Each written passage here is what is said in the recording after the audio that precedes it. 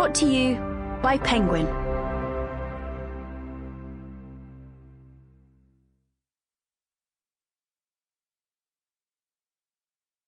The Secnd Mountain, The Quest for a Moral Life, by David Brooks. Read for you by Arthur Morey. To Anne, who has brought boundless joy. Introduction. Every once in a while, I meet a person who radiates joy. These are people who seem to glow with an inner light. They are kind, tranquil, delighted by small pleasures, and grateful for the large ones. These people are not perfect. They get exhausted and stressed. They make errors in judgment. But they live for others and not for themselves. They've made unshakable commitments to family, a cause, a community, or a faith. They know why they were put on this earth and derive a deep satisfaction from doing what they have been called to do. Life isn't easy for these people. They've taken on the burdens of others, but they have a serenity about them, a settled resolve. They are interested in you, make you feel cherished and known, and take delight in your good. When you meet these people, you realize that joy is not just a feeling. It can be an outlook. There are temporary highs we all get after we win some victory, and then there is also this other kind of permanent joy that animates people who are not obsessed with themselves, but have given themselves away. I often find that their life has what I think of as a two-mountain shape.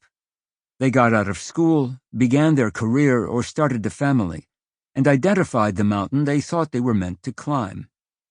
I'm going to be a cop, a doctor, an entrepreneur, what have you. On the first mountain, we all have to perform certain life tasks, establish an identity, separate from our parents, cultivate our talents, build a secure ego, and try to make a mark in the world. People climbing that first mountain spend a lot of time thinking about reputation management. They are always keeping score. How do I measure up? Where do I rank? As the psychologist James Hollis puts it, at that stage we have a tendency to think, I am what the world says I am. The goals on that first mountain are the normal goals that our culture endorses: to be a success, to be well thought of, to get invited into the right social circles, and to experience personal happiness. It's all the normal stuff. Nice home, nice family, nice vacations, good food, good friends, and so on. Then something happens. Some people get to the top of that first mountain, taste success, and find it unsatisfying. Is this all there is, they wonder? They sense there must be a deeper journey they can take. Other people get knocked off that mountain by some failure. Something happens to their career, their family, or their reputation. Suddenly, life doesn't look like a steady ascent up the mountain of success. It has a different and more disappointing shape. For still others, something unexpected happens that knocks them crossways. The death of a child, a cancer scare, a struggle with addiction, some life-altering tragedy that was not part of the original plan. Whatever the cause, these people are no longer on the mountain. They are down in the valley of bewilderment or suffering.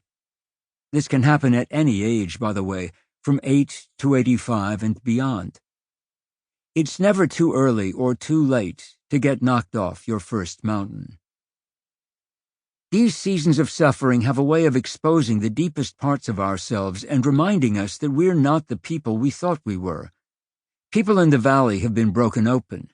They have been reminded that they are not just the parts of themselves that they put on display. There is another layer to them they have been neglecting, a substrate where the dark wounds and most powerful yearnings live. Some shrivel in the face of this kind of suffering. They seem to get more afraid and more resentful. They shrink away from... Sample complete. Ready to continue?